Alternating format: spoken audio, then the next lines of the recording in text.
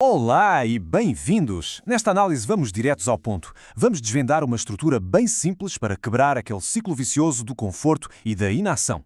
O objetivo? Perceber como é que se pode finalmente assumir o controle do próprio progresso. Ok, vamos lá ser honestos. Esta é a pergunta de 1 milhão de euros, não é? Quantas vezes é que sabemos exatamente o que temos de fazer, mas simplesmente não o fazemos? Existe este fosso gigante entre o saber e o fazer. E é uma luta que todos conhecemos, uma luta que nos impede, muitas vezes, de atingir o nosso verdadeiro potencial. E esta comparação, bem, ela resume na perfeição a nossa batalha de todos os dias. Pensem nisto. De um lado, temos o conforto. É quentinho, protege os nossos sentimentos agora, no momento. Do outro, temos o progresso, que está a construir uma vida melhor, mas lá para a frente. O conforto ouve os nossos humores, o não me apetece.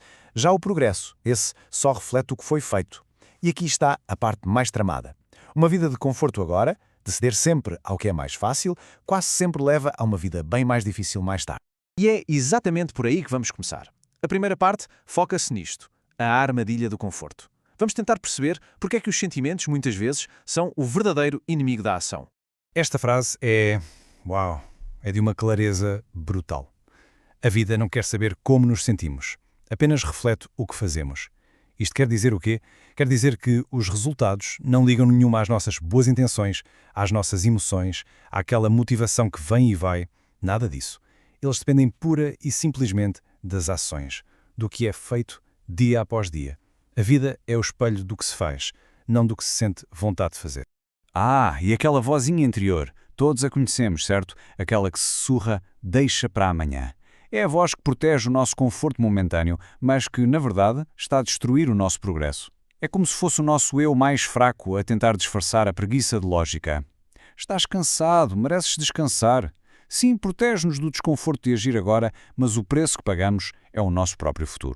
Ok, então como é que se começa a lutar contra isto? É o que vamos ver a seguir. Vamos falar sobre como construir a base, sobre como criar ordem, por fora e por dentro. E a ideia de base é esta. É impossível construir uma mente forte e focada no meio do caos. Há uma ligação direta, quase umbilical, entre o nosso ambiente e o nosso estado de espírito. Um quarto desarrumado, uma secretária caótica. Isso reflete, e pior, alimenta uma mente igualmente caótica. Portanto, a ordem por fora é o primeiro passo, um passo fundamental para encontrar clareza por dentro. Então, a primeira ação não é nada de outro mundo. Não é preciso mudar de vida da noite para o dia. É algo bem mais simples: criar ordem. Começar por escolher um pequeno espaço para arrumar. E o objetivo aqui não é ter a casa a brilhar, não. Trata-se de um ato de controlo. Ao organizar uma gaveta, uma prateleira, estamos a enviar uma mensagem a nós mesmos. Eu consigo criar ordem a partir do caos. É uma pequena vitória que cria um grande impulso. Depois de se criar esta ordem exterior, mesmo que pequena, o passo seguinte é olhar para dentro. É enfrentar aquilo que tem sido ignorado. Pode ser uma tarefa, um hábito que se quer mudar, uma decisão que está a ser adiada. A verdadeira melhoria só começa quando se para de evitar e se enfrenta às coisas de frente. E esta ideia é mesmo muito poderosa. Pensem nisto. Cada problema que ignoramos é como uma planta que cresce no escuro. Fica maior, mais assustador. Mas cada problema que enfrentamos, que trazemos para a luz da ação, começa a encolher. A ação funciona como um holofote que revela o problema como ele realmente é. Muitas vezes mais pequeno e mais simples de resolver do que parecia. A força está em enfrentar, não em fugir. Ok, já temos as bases. Agora, como é que se mantém isto a funcionar? Vamos falar sobre o motor da disciplina diária. E preparem-se, porque vamos explorar uma ideia que vira de cabeça para baixo aquilo que a maioria das pessoas pensa sobre motivação. Aqui está a crença comum. A motivação leva à ação. Quase toda a gente funciona assim. Espera-se por sentir vontade, espera-se pela inspiração, pela vibe certa para começar. Mas a verdade é que esperar pela motivação é, na maioria das vezes, uma receita para o fracasso. Porque a verdade é o oposto. A ação é que leva à motivação. É o ato de começar, mesmo sem vontade nenhuma. É dar aquele primeiro passo minúsculo que gera a motivação para dar o segundo. O impulso nasce do movimento. A ação é a faísca, não é o fogo.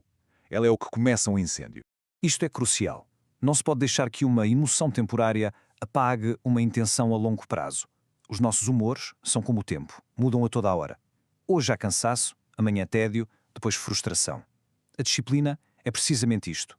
A capacidade de separar esses sentimentos que são passageiros dos compromissos que assumimos connosco. Os objetivos continuam lá, firmes. O que mudou foi só o humor do momento. E aqui fica uma ferramenta super poderosa para quebrar a inércia, o movimento físico. Mover o corpo não é só para quando se tem energia, pelo contrário, é a forma como se recupera a energia. O movimento cria motivação. A ação física interrompe aquela espiral de pensamentos negativos e de inação. E não precisa de ser nada de especial, atenção. Às vezes, uma simples caminhada de 5 minutos é o suficiente para fazer um reset à mente e quebrar a paralisia. Muito bem, chegamos à parte final. Como é que se faz com que esta mudança cole? Como é que se torna duradoura? Vamos falar sobre forjar responsabilidade a sério. E o segredo não está em ter uma força de vontade sobre-humana, mas sim em construir os sistemas certos à nossa volta. Primeiro ponto, registar o que é real. É preciso uma honestidade brutal connosco. Temos de parar com a ilusão das intenções. Chega de "tô a tentar". O que interessa é a verdade das ações. Eu fiz. O diário não serve para escrever frases bonitas. Serve para registar provas de ação. E o progresso? O progresso não é um sentimento de "hoje senti-me produtivo". Não. Progresso são resultados que se podem medir. Depois, o diálogo interno. A forma como se fala para dentro é absolutamente crucial. Para muitos de nós, essa voz interior é um crítico implacável que nos sabota antes mesmo de começarmos. O grande desafio é transformar esse crítico num treinador. Um treinador não humilha. Um treinador dá direção, dá apoio, aponta o caminho. E aqui estão exemplos práticos de como fazer essa mudança. É tudo uma questão de reformular a linguagem. Em vez de pensar "eu desisto sempre", que é uma sentença de prisão, tentar "estou a aprender a ser consistente". Isto não é mentir a nós mesmos. É mudar o foco do passado, que não podemos mudar, para o futuro que estamos a construir. É, no fundo, reprogramar a mente para o crescimento, em vez de a deixar presa na estagnação. E chegamos à batalha final. Talvez a mais difícil. A negociação com a fraqueza. Todos sabemos o que é. É aquele debate interno que acontece nos momentos de cansaço, de desmotivação. É a voz das desculpas disfarçadas de lógica. Só por hoje, começas amanhã com mais força. É quando trocamos os nossos grandes objetivos a longo prazo por uns meros minutos de conforto agora. E a solução? A solução é parar de negociar. Ponto final. A decisão tem de estar tomada antes do momento da tentação chegar. Quando a hora H chega, não há debate, não há lista de prós e contras, o compromisso foi feito antes, com a mente clara. E agora? Agora simplesmente se faz. Independentemente do humor, do cansaço, do que for. E tudo isto nos traz aqui à pergunta final. Porque, no fim de contas, o conhecimento sem ação não serve para nada.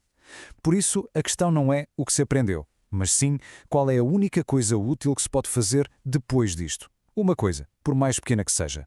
A resposta a essa pergunta é aí que a verdadeira mudança começa.